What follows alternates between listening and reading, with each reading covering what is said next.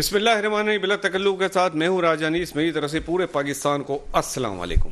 Election کا چاند نظر آ گیا، جی ہاں، ہمارے ملک میں بالآخر الیکشن کا چاند نظر آ گیا اور الیکشن کی ڈیٹ اناؤنس ہو گئی۔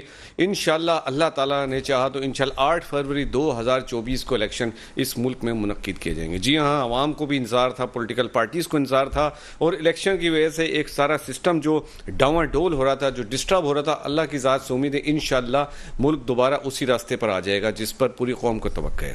لیکن آنے والے الیکشن میں کیا ہوگا یہ اللہ کو معلوم ہے، کون جیتے گا یہ بھی اللہ تعالیٰ کو پتہ ہے۔ لیکن ہماری سیاسی جماعتیں، جو ہماری پولیٹیکل پارٹیز ہیں، وہ اپنے اپنے چارٹر عوام کے سامنے پیش کر رہی ہیں، اپنے اپنے منشور، اپنے اپنے آبجیکٹیوز، اپنے اپنے ایمز، اپنے اپنے نیریٹیوز عوام کے سامنے پیش کر رہی ہیں کہ وہ کیا کریں گے، عوام کی حالت بدلے گی نہیں بدلے گی۔ لیکن ہم نے دیکھا ہے کہ 75 سالوں میں جب جب الیکشن ہوئے، جب جب ہماری پولیٹیکل پارٹیز نے اپنا اپنا چارٹر عوام کے سامنے پیش کیا کہ عوام کی حالت بدل جائے گی، عوام خوشحال ہو جائے گی، لیکن ہوتا یہ ہے کہ عوام کی حالت تو کیا بدلی، عوام کی حالت بد سے بدتر ہوتی چلی گئی۔ اس میں کس کا قصور ہے میں اس کے اوپر بات نہیں کرتا، لیکن ایسا کیا ہوتا ہے کہ جب سیاسی جماعتیں وعدے تو بہت کرتی ہیں، دلاسے دیتی ہیں، امیدیں دلاتی ہیں، لیکن الیکشن جیتنے کے بعد جب وہ حکومت میں آتے ہیں تو quite change, situation become quite change, اور ایسا نہیں ہوتا جیسا ہم سے پہلے کہا جاتا ہے۔ جیسا 24 کروڑ عوام کے ساتھ وعدے کی جاتے ہیں وہ وفا نہیں ہوتے۔ اس کی کیا وجوہات ہیں؟ اس کی بہت ساری وجوہات ہیں، جس میں ایک وجہ سیاسی جماعتیں یہ بیان کرتی ہیں کہ ان کو پورے 5 سال اس ملک میں اتفاق سے حکومت نہیں کرنے دی گئی، چاہے وہ کسی پارٹی کی حکومت ہو۔ 3.5 سال 4 سال تقریباً انہی دوران میں حکومت ختم ہو جاتی ہے، لیکن 3.5 4 سال بھی بہت عرصہ ہوتا ہے کچھ کرنے کے لیے، کچھ نہ کچھ ضرور کیا جاتا ہے، لیکن ان سالوں میں بہت کچھ کیا جا سکتا ہے۔ تو اب یہ امید ہے کہ جب الیکشنز ہوں گے انشاءاللہ تعالی 8 فروری 2024 کو، تو جو نئی حکومت آئے گی، بہت امیدیں ہیں کسی بھی پارٹی کی آئے کہ وہ عوام کی حالت بدلنے کے لیے بہت کچھ کرے گی، جس کا عوام کو بے صبری سے انتظار ہے۔ اس کے ساتھ ساتھ ہم بات کریں گے ملک میں اس وقت مہنگائی، بے روزگاری، غربت، اور اس کے بہت ساری اس کے سبب ہیں۔ ایک سبب IMF کا لون ہے، جو IMF پچھلے دنوں ہم نے اس پہ کافی پروگرام کیے تھے، میں نے اس پہ کافی پروگرام کیے جب IMF کا لون پینڈنگ تھا، اور IMF نے 1 بلین دینے کے لیے اپنی ہر شرائط پوری کروائیں۔ گورنمنٹ کو ان کی ہر شرط ماننی پڑی، جو وہ کہتے کہ گورنمنٹ نے مانا۔ ایون یہ ہوا کہ بجلی کے بل عوام پہ بجلی بن کے گرے اور عوام کا بھرکس نکال دیا۔ اب یہ سننے میں آ رہا ہے کہ IMF کی ٹیم اس وقت پاکستان میں موجود ہے، وہ حکومتی نمائندوں سے مذاکرات کر رہی، اور گیس کے پرائسز بڑھانے کے اوپر بات چیت کی جا رہی، جس کا عوام کو نہیں پتا کہ آنے والے دنوں میں جب گیس کے بل آئیں گے تو عوام کی چیخیں نکل جائیں گی۔ اس کے اوپر ہم بات کریں گے۔ اور ملک میں اس وقت جو سیاسی صورتحال بہتری کی طرف جا رہی ہے، الیکشن کی ڈیٹ اناؤنس ہوگی، لیکن انفارچونیٹلی اس وقت پھر دہشت گردوں نے سر اٹھا لیا ہے، اور دوبارہ سے ایک پاکستان کو ڈی اسٹیبلائز کرنے کی کوشش کی جا رہی، جو کہ کامیاب نہیں ہوگی۔ اس کے اوپر میں تفصیل سے بات کروں گا، لیکن میں چاہتا ہوں کہ IMF کے حوالے سے، اکنامکس کے حوالے سے اور پولیٹیکل سچویشن کے حوالے سے بات کیا، جو ہمارے درمیان اس وقت مہمان موجود ہیں، پہلے بھی آ چکے ہیں۔ آپ PhD اکنامکس ہیں، اکنامکس کے اسٹوڈنٹس کو پڑھاتے ہیں، اور یقیناً آپ مجھ سے کہیں زیادہ اکنامکس کے بارے میں نالج رکھتے ہیں۔ ڈاکٹر فیصل سلطان، السلام علیکم ڈاکٹر صاحب، ویلکم ٹو مائی شو۔ جیسا کہ میں نے کہا کہ الیکشن کا دور دورہ ہے اور مختلف جماعتیں اپنے چارٹر اناؤنس کر رہی ہیں پبلک میں، تو ہمارے درمیان ایک نوجوان رہنما موجود ہیں جن کا تعلق پاکستان پیپلز پارٹی سے، barrister Halar Wassan. Sir welcome to my show. Thank you sir, thank you so much. Faisal بھائی، جیسا کہ میں نے کہا کہ یہ IMF کے حوالے سے ہم تھوڑی سی پہلے بات کر لیتے ہیں کہ 1 بلین کے لیے انہوں نے جو کہا مانتے گئے، بجلی کے بل ہم نے بڑھا دیے، عوام کی چیخیں نکل گئیں، اس مرتبہ پھر آ گئے، سنا ہے کہ وہ گیس کے پرائسز بڑھانے کے لیے زور لگا رہے ہیں۔ سر ذرا کیا ہوگا، ہمارے ناظرین کو بتائیے ذرا۔ بسم اللہ الرحمن الرحیم۔ سب سے پہلے کہ جیسے آپ نے اپنے انٹرو میں بتایا کہ وہ بجلی کے بل بجلی بن کر گرے، اسی طرح گیس کے بارے میں فیصلہ ہو چکا ہے۔ اچھا، ہو چکا ہے؟ جی ہو چکا ہے، اس میں عمل درآمد بھی ہو گیا ہے۔ اگلے مہینے سب اس چیز کو دیکھیں گے کہ اس میں کتنا اضافہ ہوا، نہ صرف ریزیڈینشیل کسٹمرز کے لیے بلکہ بزنس مین کے لیے بھی۔ یعنی چیمبر اس پر اپنا رسپانس دے چکا، کیونکہ اس کی وجہ سے کاسٹ آف پروڈکشن بڑھے گی، صنعتوں کو جو پیداواری لاگت میں اضافے کی وجہ سے وہ انٹرنیشنل مارکیٹ میں کمپیٹ نہیں کر سکیں گے۔ اس وقت جو صورتحال یہ ہے کہ انٹرسٹ ریٹ 22% پر ہے اسٹیٹ بینک کا، اور اس کے بعد ایک طرف تو انٹرسٹ ریٹ میں اضافہ ہوا ہے، سبسڈی میں کمی کی جا چکی ہے، گیس کی پرائز میں اضافہ ہوا ہے۔ اس کے نتیجے میں آپ کی ڈالر کی کرائسس سے جان نہیں چھٹنے والی، کیونکہ اگر اس ایکسپورٹ کی صنعتیں سفر کریں گی اور اگر ان کے جو دوسرے کمپیٹیٹر ممالک ہیں اپنی کم پیداواری لاگت کی وجہ سے وہی پروڈکٹ مارکیٹ میں انٹرنیشنل مارکیٹ میں سپلائی کریں گے تو آپ کو ایکسپورٹ سے لاس ہوگا, جو کہ میجر آپ کا ڈالر کے ریونیو کا ذریعہ ہے. سب سے جو ٹریڈ ڈیفیسٹ ابھی ہے آپ کے خیال میں اگر ایکسپورٹ مزید کم ہوگی اور بڑھے گا؟ جی دیکھیں اس وقت فی الحال تو ٹریڈ ڈیفیسٹ کم ہے ابھی اس وقت, وہ بھی آئی ایم ایف کے فارمولے پر نہیں ہے. پریکٹیکلی اسپیکنگ دیکھیں 22 دفعہ سے ہم ایک ہی بیماری میں مبتلا ہیں اور ایک ہی ڈاکٹر سے علاج کرا رہے ہیں, اور وہ ایک ہی نسخہ تجویز دے رہا ہے. اس کی نسخے میں 4 چیزیں ہیں: tight monetary policy, tight fiscal policy, utility کی پرائس میں اضافہ, اور اس کے بعد جو بھی سبسڈیز وغیرہ ہیں اس کو ہٹانا. اس دفعہ ایک تبدیلی آئی ہے کہ ہم نے کیونکہ انڈیجنس بیماری ہے تو اس سے ہم نے اب ایک جیسے SIFC جو کام کر رہی ہے وہ پریکٹیکل سولوشن ہے, انڈیجنس سولوشن ہے. بیکاز ابھی تو ہم اس طرح سے پھنسے ہوئے ہیں, فی الحال تو اس پروگرام سے باہر نہیں نکل سکتے کیونکہ سیکنڈ فیز کے لیے ٹیم آئی ہوئی ہے. یہ ٹیم بھی 10 لوگوں کے اوپر مشتمل ہے, جس میں 8 تو واشنگٹن سے آئیں, 2 فائنانس منسٹری میں ہی پرماننٹلی بیٹھتے ہیں یہاں پر IMF کے 2 نمائندے. تو 10 لوگوں پر مشتمل ٹیم ہے, اور جتنے ٹاسک دیے گئے تھے اس سے زیادہ ہم اچیو کر چکے ہیں. یعنی جتنا ٹیکس کلیکٹ کرنے کو کہا تھا اس سے 66 ارب روپے زیادہ کلیکٹ کر چکے ہیں. تو یعنی عوام کا جیسے آپ نے بتایا وہ جوس نکل چکا ہے آلریڈی, تو اس پہ ہمیں اپریسیشن بھی ملے گی, اور تقریباً 800 کروڑ ابھی ہمیں ملنے والا ہے. اس کے بعد $1 ارب کی جو قسط ہے وہ اگلے 3 مہینے بعد جو بھی آنے والی گورنمنٹ ہے وہ اس کو ملے گی. لیکن یہ تو اس کا ایک پہلو ہے. اس کے دوسرے پہلو کی بات کر لیں کہ آپ کو اپریشیٹ کرنے کے بعد آپ سے ڈو مور کا مطالبہ کیا جا رہا ہے. یعنی یہ چیزیں کافی نہیں ہیں. گیس کے حوالے سے IMF کی ٹیم نے آنے سے پہلے ہی خبردار کر دیا تھا کہ آپ کو سبسڈیز ویو کرنی پڑے گی, اور اس کی لاجک کیا بتائی تھی کہ اگر انٹرنیشنل مارکیٹ میں کاسٹ آف پروڈکشن میں اضافہ ہو رہا ہے تو آپ وہ تمام برڈن عوام پر شفٹ کریں, اس کو سبسڈائز نہ کریں. اور بزنس مین اس کو اس طرح سے ایکسپلین کرتے ہیں, یا جو بھی اس کے پروموٹر ہیں وہ یہ کہتے ہیں کہ ایک چیز کی لاگت جتنی ہے اس سے کم پر ہم کیسے دے دیں, تو اگر گیس گورنمنٹ کو مہنگی مل رہی ہے تو کیسے دے دیں. اس لاجک کو بنیاد بنا کر عوام کے اوپر ایک دم گرا دیا گیا ہے. اگلے مہینے اس کے اثرات سامنے آ جائیں گے. دوسری ایک بات اور جس کو کامیابی سمجھ کے بتایا گیا ہے کہ جب 15 دن کے بعد یہ ٹیم رخصت ہو جائے گی تو آپ کو $800 کروڑ کی جو قسط ملے گی اس کی بیس پر آپ کے لیے ایک نئی ونڈو اوپن ہوگی, جس کے لیے ہر جگہ سے مبارکباد کے میسج آئیں گے. لیکن اگین وہ لون کی ونڈو ہے, یعنی اس کی وجہ سے آپ کو مزید قرض ملے گا, کیونکہ IMF اپنے جو اور دوسرے ادارے ہیں اپنے اگلے 3 سالوں کے آؤٹ لک میں بتا چکے ہیں کہ پاکستان کو تقریباً $10 ارب مزید قرضہ دیا جائے گا, جو بظاہر کچھ لوگ اس کو کامیابی کنسیڈر کر لیں, لیکن یہ کامیابی نہیں ہے. قرضہ لینا تو لیکن اچھی بات ہے, اس میں کوئی بری بات نہیں, لیکن اس کی یوٹیلائزیشن پراپر ہونی چاہیے. آپ کو ابھی صحیح بات بتاؤ, آپ پچھلے 3 مہینے کا کنسولیڈیٹڈ شیٹ دیکھیں ریونیو اور ایکسپینڈیچر کی. پچھلے 3 مہینے فیڈرل گورنمنٹ کی ویب سائٹ پر یہ اپلوڈڈ ہے کہ 3 مہینے میں ہمارے جو ایکسپینڈیچر تھے وہ 36,000 ارب تھے اور 3600 ارب تھے, ہاں یعنی 3600 ارب تھے, اور ریونیو 2600 ارب تھا. یعنی ہمارے اس کوارٹر کے اندر جتنے ایکسپینڈیچر تھے اس میں 1000 ارب, یعنی آپ نے جتنا ٹیکس دے دیا اس کے بعد بھی 1000 ارب کا ڈاؤن فال تھا, جس کے لیے آپ نے لون لیا بھی 1300 ارب مزید. اچھا, اور اس کا سب سے بڑا کمپوننٹ کیا ہے؟ معذرت کے ساتھ ہمارے کچھ عاقبت نااندیش افراد کہتے ہیں کہ فوج کا بجٹ وغیرہ وغیرہ, اس سے 4 گنا زیادہ بجٹ انٹرسٹ پیمنٹ کا بڑھ چکا ہے. یعنی فوج کا اینول بجٹ تقریباً 1500 ارب ہے, اور یہ 6000 یا اس کے بھی بلکہ نئی فگر جو آئی ہیں وہ 8000 ارب ہے. یعنی اس سال 8000 ارب روپے ہمیں سود میں دینے پڑیں گے, انٹرسٹ میں دینا ہے, انٹرسٹ میں دینے ہیں, وہ الگ ہے. اب آپ دیکھیں ایک طرف 8000 ارب ہے وہ کسی کو نظر نہیں آ رہا, دوسری طرف 1500 ارب کو لے کے سب کہہ رہے ہیں کہ کتنا زیادہ اس پہ خرچہ ہو رہا ہے. اصل پرابلم یہ ہے, اور یہ پچھلے 4 سالوں میں بڑھا ہے. اور یہ کیوں بڑھا ہے؟ کیونکہ انٹرسٹ ریٹ بڑھتا جا رہا ہے. اس کی ابھی جو لیٹسٹ فگر آئی ہے وہ بھی منسٹری آف فائنانس کی آفیشیل یعنی اخبارات میں آپ کو ملے گی کہ جب اسٹیٹ بینک 1% انٹرسٹ ریٹ بڑھائے گا تو گورنمنٹ کو 600 ارب روپے اضافی سود دینا پڑے گا. تو اب دیکھیں ابھی ہم 18 سے 22 4% انٹرسٹ ریٹ بڑھا, 4% کا مطلب ہے 2400 ارب روپے اضافی سود صرف انٹرسٹ ریٹ بڑھنے کی وجہ سے ہمیں. سر یہ جو آپ باتیں کر رہے ہیں اس کو تو سن کے عوام کا ویسی برا حال ہے, یہ تو بڑی پریشان کن صورت حال ہے آنے والے وقتوں میں. اصل المیہ دیکھیں لوگ ٹیکس دیں کوئی مسئلہ نہیں ہے, لیکن وہی ٹیکس اگر سود میں ہی چلا جائے گا تو مزید اخراجات کے لیے آپ کو مزید لون لینا پڑے گا. فیصل بھائی میں آپ سے دوبارہ سے بات کروں, آپ نے تو بڑے زبردست سچویشن کریٹ کی. بیرسٹر حلال وسان صاحب ویلکم ٹو مائی شو. آپ کے والد ماشاءاللہ منظور وسان صاحب کا بڑا نام ہے, آپ کی فیملی نے پاکستان پیپلز پارٹی کے لیے بڑی قربانی ہے. سر اس دفعہ کیا منشور ہے پاکستان پیپلز پارٹی کا؟ روٹی کپڑا مکان یا کچھ دکان بھی آ گئی اس میں؟ تھینک یو راجہ صاحب. سب سے پہلے اگر آپ مجھے 1 منٹ دیں سر تو پلیز. میں فلسطین کے بارے میں جی بالکل. کچھ کہنا چاہوں گا. وہاں پہ جو ان کے ساتھ جو کیا جا رہا ہے, جو ان کو بمس پھینکے جا رہے ہیں, ان کے اوپر میزائلز پھینکے جا رہے ہیں فلسطین کے لوگوں کے اوپر. ابھی جو لیٹسٹ فگر ہے اس میں سے اموات تقریباً 10,000 سے بھی تجاوز کر چکی ہے.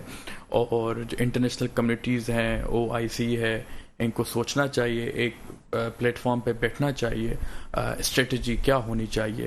کیونکہ جس طریقے سے امریکہ یا ویسٹرن کنٹریز ان کو سر عام سپورٹ کر رہی ہیں فلسطین کو, ایسے مسلمان امہ کو بھی آگے آنا چاہیے اور ان کی سپورٹ مورلی اینڈ فزیکلی کرنی چاہیے. بالکل کرنی چاہیے. جہاں تک آپ نے سوال پوچھا, میں سمجھوں گا کہ سر پیپلز پارٹی کا مینیفیسٹو, کل بلاول صاحب نے ایک پوسٹ بھی لگائی تھی, 88 کا بھی لگا ہوا تھا, 1993 کا بھی لگا ہوا تھا, 2008 کا بھی لگا ہوا تھا, اور 2023 کا ابھی جلد پبلش ہونے والا ہے.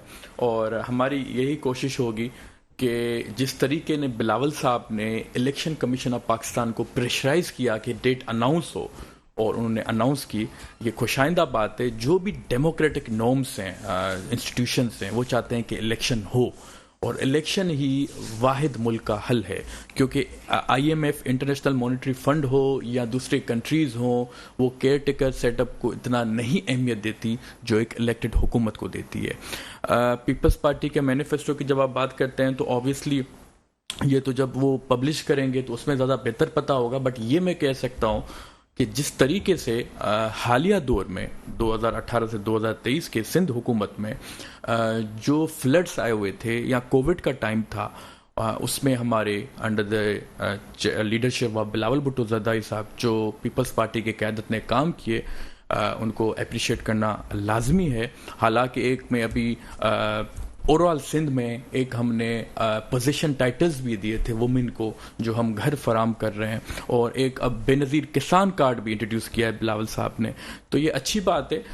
آبویسلی ہمارا فقدان یہ ہے پیپلز پارٹی کا کہ جو مارکیٹنگ اسٹریٹجی ہے وہ ہم نہیں کر پاتے, تو لوگوں میں ایک تاثر ہے کہ شاید پیپلز پارٹی نے کچھ نہیں کیا 15 سال سے. اس لیے تو آپ کو بلایا, بتائیں پوری پبلک کو. دیکھیں آبویسلی اگر ہیلتھ سیکٹر کی, اگر آپ ہیلتھ سیکٹر میں جو کام کیا اس میں کوئی شک نہیں, گمبٹ میں بہت زبردست لیور ٹرانسپلانٹ بنایا. ہمارا اپنا ڈسٹرکٹ ہے, جی لیور ٹرانسپلانٹ کا one of the state of art child hospital ابھی اراؤنڈ, جی میں نے پرسنلی دیکھا ہے. جی وہ سکھر میں وہ بلاول صاحب نے کیا تھا, کورنگی میں افتتاح کیا تھا ہاسپٹلس کا.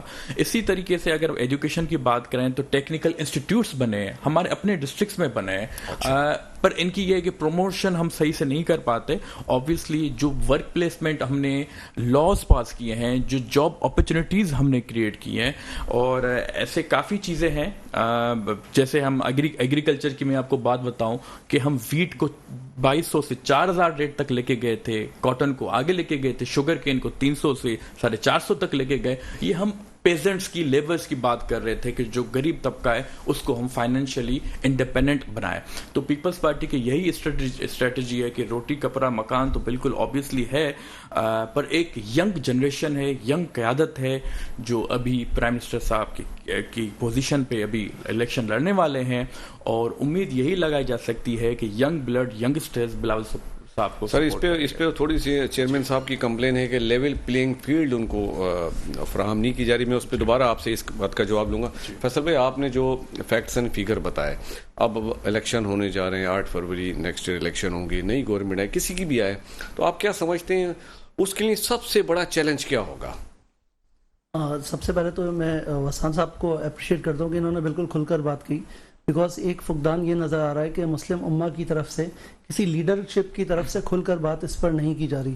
پریکٹیکلی اسپیکنگ جس طرح کی ویڈیوز, جس طرح کی تصاویر آ رہی ہیں, ان کو دیکھ کے ہمیں خود اندازہ ہو رہا ہے, اور ہمیں بار بار یاد دلانا پڑتا ہے کہ جو ہمارے گھر میں بچے ہیں یا ہمارے ویڈیوز دیکھ کے, بالکل, اور کیونکہ اب کس طرح سے یقین دلائیں کہ وہ بچے کسی اور کے, ہمارے بچے سیف ہیں, ہمارے بچے جس طرح سیف ہیں وہ بھی کسی کے بچے ہیں. اور کیونکہ حدیث میں یہ ہے کہ مسلم ایک جسٹ واحد کی مانند ہے, تو بڑی ظاہر سب کے جذبات اسی طرح سے ہیں. اللہ تعالیٰ کوئی راستہ نکالے تو ڈیفینیٹلی جیسے انہوں نے فرمایا فزیکل بھی امداد کریں, جس طرح سے امداد کی جا سکے بالکل کریں. اور ظاہر ہے اگر اس طرح کی کوئی بھی کال کی جائے گی تو عوام کی طرف سے بہت زبردست مسلم امہ کو بہت سخت ضرورت ہے اس وقت ایک یونائٹڈ ہو جائیں, ایک پلیٹ فارم پہ آ جائیں. OIC کا بڑا رول ہے, OIC کوئی خاص کردار نظر نہیں آ رہا. نہیں پریکٹیکلی اگر آپ دیکھیں تو افسوس کی بات یہ ہے کہ او آئی سی پریکٹیکلی انویلڈ ہو چکی ہے. وہ صرف افسوس کا اظہار کر سکتی ہے, مذمت کر سکتی ہے, لیکن گراؤنڈ پہ کوئی چینج نہیں آیا. جیسے بیرسٹر صاحب نے فرمایا کہ ایک سائڈ پر لوگ کھل کر فرنٹ لائن پر کھڑے ہوئے ہیں کہ ہم اسرائیل کے ساتھ ہیں, دوسری طرف کوئی کھڑا ہوا نظر نہیں آ رہا, وہ مذمت کی حد تک یا اخلاقی مدد کی حد تک. تو یہ ظاہر ہے بالکل اس میں. اچھا سر, میرا سوال یہ تھا کہ آنے والی گورنمنٹ کا سب سے بڑا چیلنج. اب دیکھیں, سب سے پہلے تو جیسے میں دعا کرتا ہوں کہ جیسے ورسان صاحب پر امید ہے کہ ان کو لیول پلینگ فیلڈ ملے گی. اچھا الیکشن اب ہونے جا رہے ہیں, کیونکہ چیف جسٹس صاحب نے فرما دیا کہ کسی قسم کا ابہام میں کوئی نہ رہا, الیکشن انشاءاللہ ہوگا انشاءاللہ. لیکن یہاں پر ایک المیہ اور بھی رہا کہ ہم ٹرانسپیرنٹ بیلٹ باکس کو دیکھ کر سمجھتے ہیں کہ الیکشن بھی ٹرانسپیرنٹ ہو گئے. تو ہمیں الیکشن ٹرانسپیرنٹ ہونے چاہیے اور وہ واقعی ایسے ہوں کہ فیئر الیکشن ہو جس پہ سب نہ صحیح تو میجر اسٹیک ہولڈرز مانے کہ الیکشنز ٹھیک ہوئے ہیں. اس کے بعد جو بھی گورنمنٹ آتی ہے, سب سے بڑا چیلنج آپ کی انٹرسٹ پیمنٹ ہے, یہ یاد رکھیے گا, کیونکہ ابھی بھی جتنے بھی وعدے کیے جا رہے ہیں پریکٹیکلی اسپیکنگ بہت زیادہ گیپ آ گیا ہے ریونیو اور ایکسپینڈیچر میں. اور ایکسپینڈیچر کے اندر سب سے بڑا جو ہیڈ ہے وہ انٹرسٹ پیمنٹ ہے, سود کی ادائیگی ہے.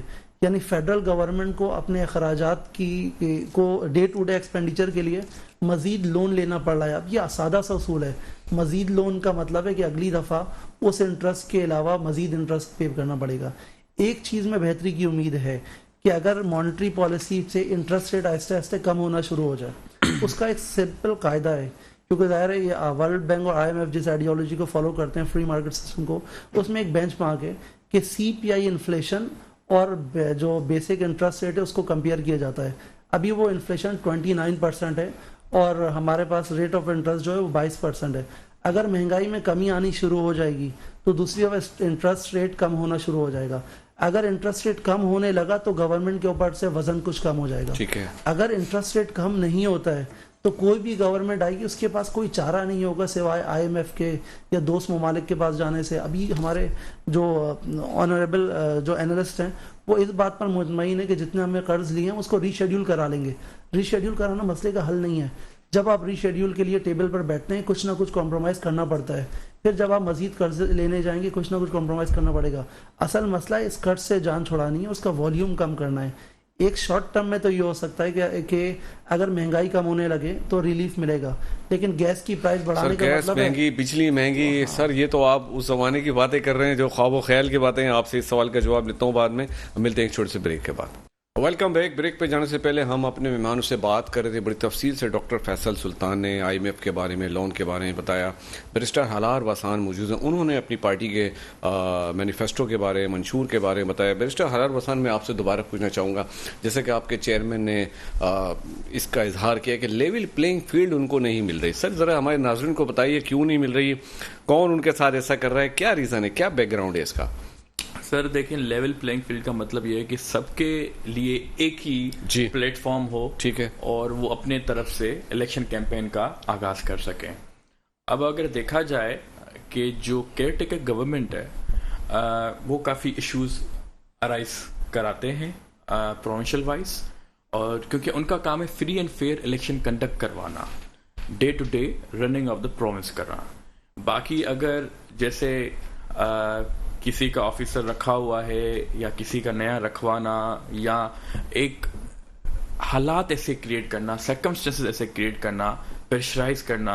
اب یاد رہے آپ کو کہ کبھی کبھی ایسے بھی کانسٹیٹوئنسیز ہیں سندھ میں جو الیکشن صحیح طریقے سے کر بھی نہیں سکتے, ان کو دھمکیاں ملتی ہیں اینڈ ٹائم پہ. تو ہماری یہی کوشش ہے کہ اگر level playing field Pakistan Peoples Party جو کہ one of the biggest party ہے, اگر ان کو ملتی ہے تو ہم اچھی سیٹیں سندھ میں تو نکال لیں گے, پنجاب میں, ساؤتھ پنجاب میں ہمارا اچھا چانس ہے. تو اس لیے بلاول صاحب کے یہ الفاظ تھے. تو ان کا اشارہ کیئر ٹیکر گورنمنٹ کی طرف ہے آبویسلی, بالکل, کیونکہ دیکھیں ان کی طرف سے C M, ministers, prime minister ہے, ہر چیز ان کی طرف سے ہے.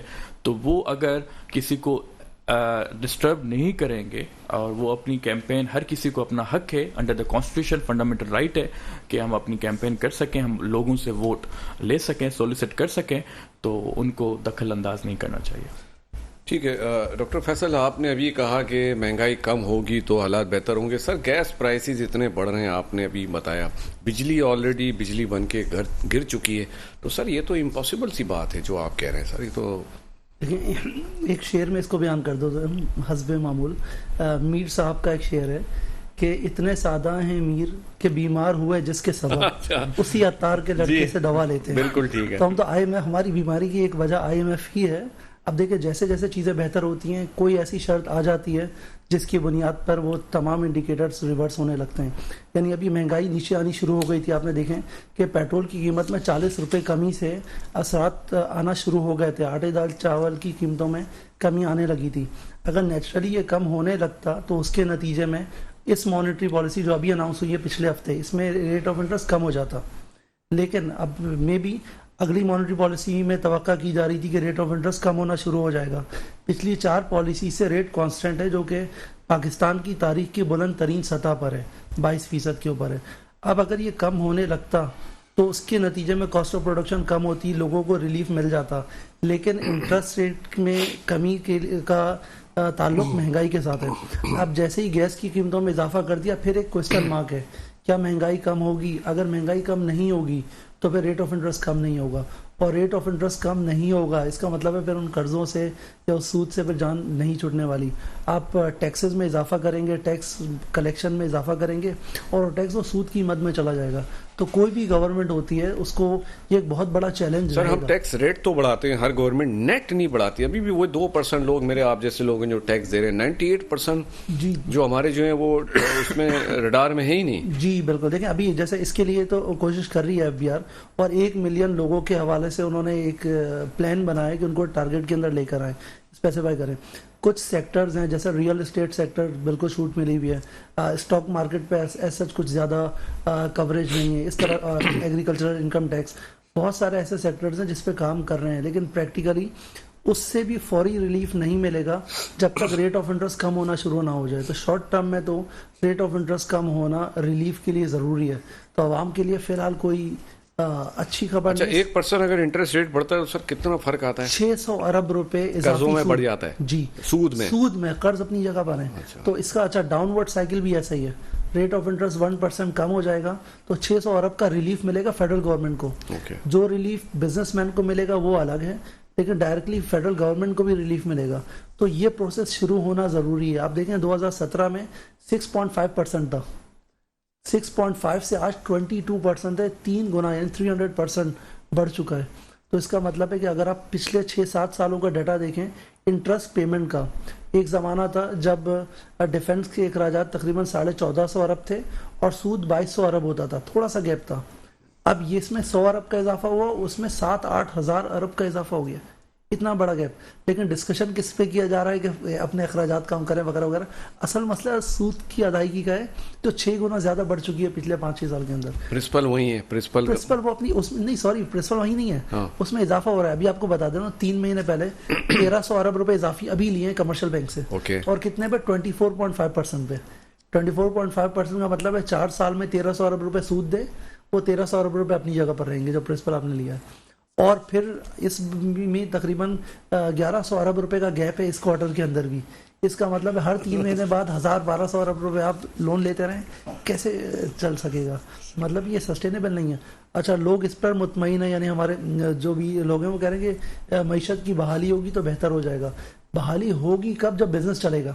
آپ کسی کاروباری طبقے سے پوچھیں کہ ابھی سمپل بینک کا فارمولا ہے کائبور +3, یعنی 22 کائبور ہے اور 3 25% پر کون سا بزنس مین لون لے گا؟ اگر اس کو 1 کروڑ روپے لون لینا ہے تو 4 سال میں 1 کروڑ روپے سود دے گا, کوئی کاروبار نہیں کر سکتا.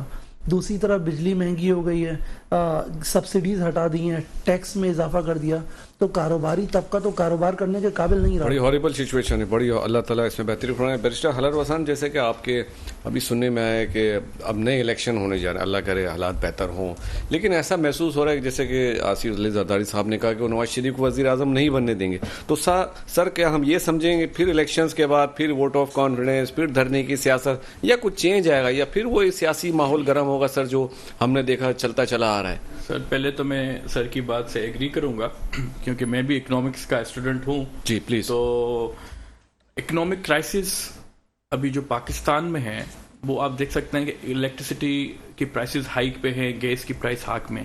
بٹ ایک پازیٹیو چیز بھی ہے. پازیٹیو چیز یہ ہے کہ جب کانفیڈنس ہوتا ہے انویسٹرز کا, ابھی آپ دیکھیں اسٹاک ایکسچینج ریٹ 2017 کے بعد ابھی 53,000 سے بھی عبور کر گیا ہے. تو جب ہمیں فورن ریمیٹنسز بھی آنے لگیں گے, جب کانفیڈنس بھی ہوگا, ایز آف ڈوئنگ بزنس بہت ہارڈ ہے. جیسے سر نے فرمایا 22% ہے یا 25% ہے, اب اس پہ کون کرے گا. بٹ جو نئی حکومت جو بھی آئے گی ان کے مینیفیسٹو میں یہ ضرور مینشن ہوگا کہ اکنامک کرائسس کو وہ کیسے اوور کم کریں گے. انفلیشن ہوگی, ان امپلائمنٹ ہوگی, بیلنس آف پیمنٹ ہوگی, ایکسپورٹ امپورٹ کا جو ڈفرنس ہوتا ہے, FBR کی جو آپ نے اچھی بات کی, کیوں جو کم لوگ ہوتے ہیں ان کو آپ نوٹسز بھیجتے ہیں, دوسرے لوگوں کو آپ کیوں نہیں لیٹ پہ لے کے نیٹ میں نہیں لیتے. ابھی آپ نے جو زرداری صاحب کی بات کی, دیکھیں ہماری پاکستان پیپلز پارٹی کی اسٹریٹجی یہی رہی ہے کہ ہم عدم استحکام نہیں چاہتے پاکستان میں.